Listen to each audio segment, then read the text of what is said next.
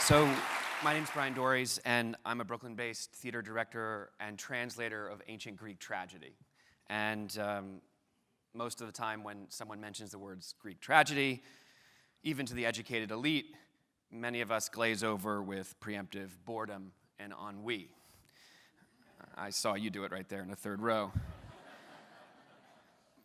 Most of us probably developed an allergy to ancient Greek drama in high school when some well-intended English teacher forced us to read plays like Oedipus Rex and Antigone and Prometheus Bound and the Oresteia in rigid Victorian-sounding translations, or forced us to watch seemingly endless films of British actors in loose-fitting sheets and golden sandals declaiming the vocative refrain, "Oh, Zeus," from behind masks. So if your early encounters with ancient Greek tragedy zapped you of any ambition to ever pick up a play by Aeschylus, Sophocles, or Euripides again, know this: you are not alone.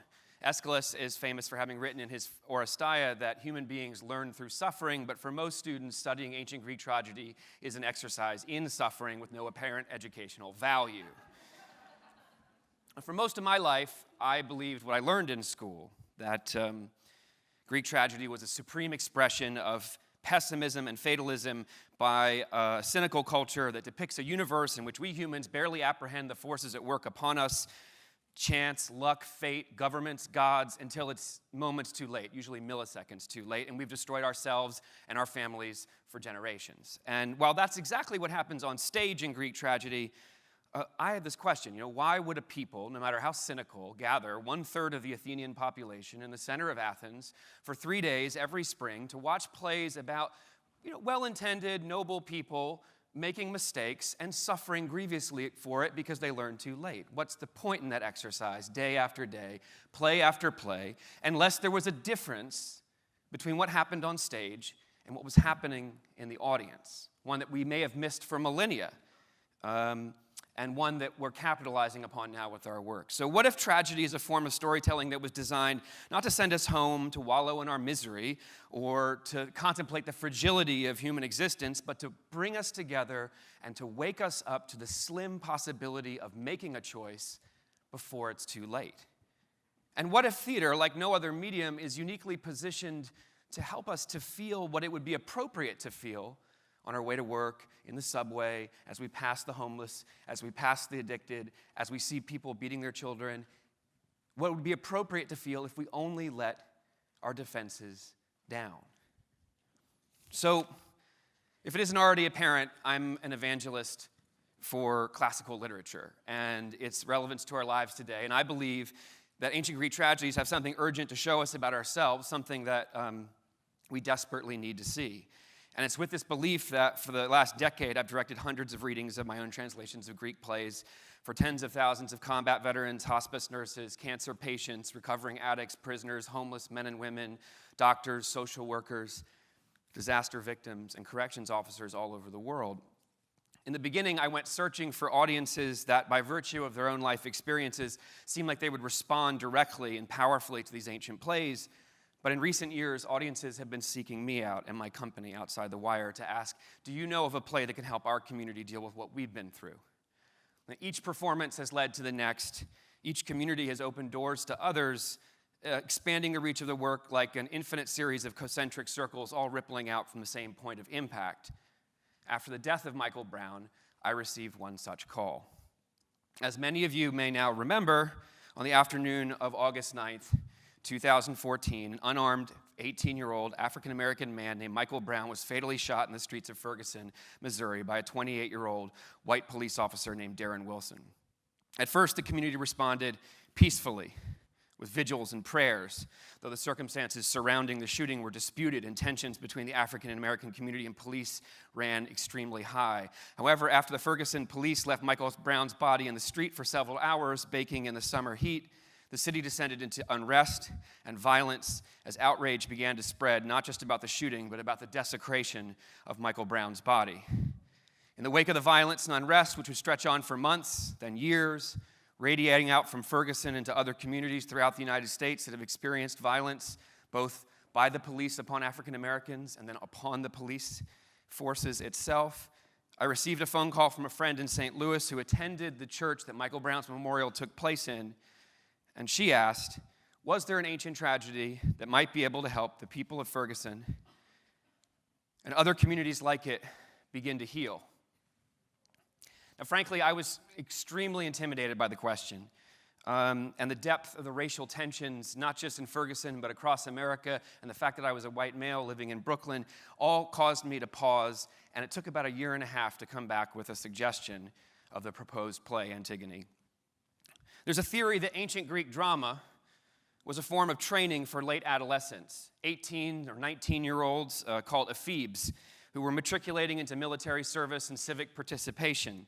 That's why there's so many plays that have survived the ancient world that feature teenagers like Antigone and Ismene and Haman and Electra and Orestes and Pentheus and Hylas, who are thrust into ethically impossible situations for which there are no right and easy answers, and by which they will be haunted for the rest of their lives, no matter what they decide to do. It's as if the Greeks were gathering the teenagers of Athens and saying, "Welcome to adult life." Sophocles' Antigone is an ancient play about a body that is left in the streets of archaic Bronze Age Thebes, which, much like Ferguson, sets off a series of explosive events resulting in violence, civil unrest, and the disintegration of social order. At its core, Antigone is a play about what happens when two systems of justice, the sacred law of the family and friendship and the law of the state, clash. And it's also a play, as in all of Sophocles' plays, about what happens when everyone feels justified or right, and violence is going to ensue, and someone is going to die because of it. The great storyteller and stage director Peter Brook has described the process of developing a production as cultivating what he calls a formless hunch. So when I first had the idea of presenting Antigone and Ferguson, it was at best without form, but the minute we began pursuing the idea, all the pieces began falling into place, almost out of necessity and great serendipity. The form began to emerge. First, we decided that the project, unlike many of our others, would need to be a collaboration with the community. We wanted to set the choruses of Antigone to gospel music and have them performed by a local choir. Then it followed that if we set the play to gospel, the choir simply couldn't be composed of local community members on one side of the issue, but had to represent a variety of voices from disparate and at times divided backgrounds. Was there a police choir in St. Louis that could join us and participate and model the bringing of disparate voices together? Turns out there was. After a quick Google search, we discovered, and we learned that there was a dynamic local composer and educator and teacher named Phil Woodmore, whom you met a few minutes ago, who led that choir. So I tracked down Phil's number. We got on the phone. And then about 5 minutes later, it became apparent that he was our man. And I asked him if he would compose what amounted to be 45 minutes of music in less than 30 days. He accepted the challenge, though I later learned he'd never composed anything of that depth or length, and set about to create what turned out to be 5 transcendently virtuosic songs about a clear personal vision of how Antigone mapped to the experiences of people living in St. Louis and Ferguson today. On September 18th, just about a month ago, and roughly 2 years after Michael Brown's death, we arrived in Ferguson with the actors Reggie Cathy and Samira Wiley, Gloria Rubin, and Glenn Davis to perform Antigone and Ferguson at Normandy High School, the school that Michael Brown had attended before he was killed, accompanied by a close to 30-person choir called the Phil Woodmore Singers, composed of police officers, spouses, Phil's family members, friends, and local citizens, including one of Michael Brown's middle school drama teachers, Dwayne Foster, whom you've also already met, who had performed on Broadway and then had made the commitment to go back to Ferguson to teach in one of the most challenging schools. Following the performance at Normandy, we moved to Wellspring Church, a seat of social activism, and in the heart of Ferguson, where we presented 2 more performances. And to say these performances exceeded my wildest dreams is an understatement. It was by far the most exciting day of my entire career, and those of us who were present, like Letha, know why. And here are 4 things that we took away that blew my mind, rearranged my molecules, changed my understanding of Greek drama, and set us on a path that we're on today. Number 1, the community took full ownership of the play. We arrived at Antigone and Ferguson t-shirts, signage, motivated volunteers, galvanized community members, and local murals. One of my fears as a white male from Brooklyn was that it would ultimately seem like white appropriation of black culture to do this. And what resulted was, in fact, a black culture appropriating Greek culture to do something that wasn't possible otherwise without it. About halfway through the first performance, this is number 2, the choir became a true Greek chorus and began vocalizing responses to the actors who were reading from the play, in turn causing the audience to vocalize their responses. This subtle but powerful act made the chorus and the production come alive, bringing back the participatory civic roots of ancient drama itself and solving the most intractable problem that directors face with these plays, which is how to make the chorus work.